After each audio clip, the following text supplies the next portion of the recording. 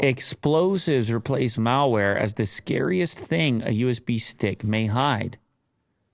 Wow. It's no secret that USB flash drives, as small and unremarkable as they may look, can be turned into agents of chaos. Over the years, I've seen them used to infiltrate an Iranian nuclear facility, infect critical control systems in U.S. power plants, morph into programmable, undetectable attack platforms that destroy attached computers with a surprise 220-volt electrical surge.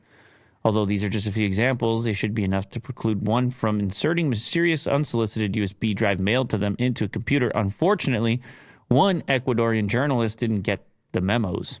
Yeah, look at this. Well, you got to bring the SWAT team after that. You don't know, right? Uh-huh. Could get worse. Upon receiving the drive, Lenin Artieda of the Ecuavisa TV station inserted it into his computer, at which point it exploded.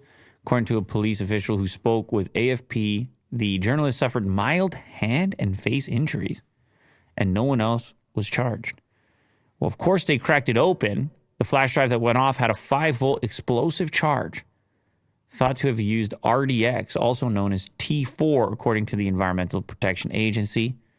Militaries, including the U.S.'s, use RDX, which can be used alone as a base charge for detonators or mixed with other explosives such as TNT.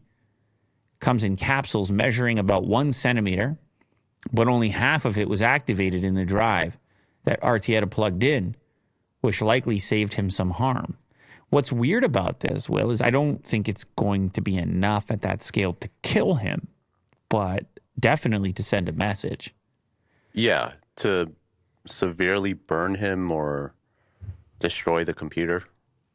So it says here, what's driving these attacks? Ecuador Interior Minister Juana Zapata confirmed that all 5 cases use the same type of USB device, and the incident sent an absolutely clear message to silence journalists. Wow. That is so scary.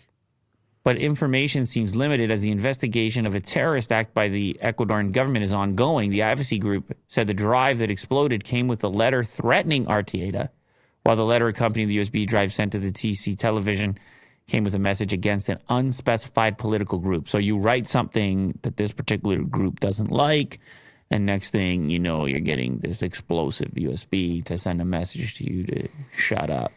And it's escalating. You start with that, and then it's like the threats can escalate. So it's pretty terrifying. Uh-huh.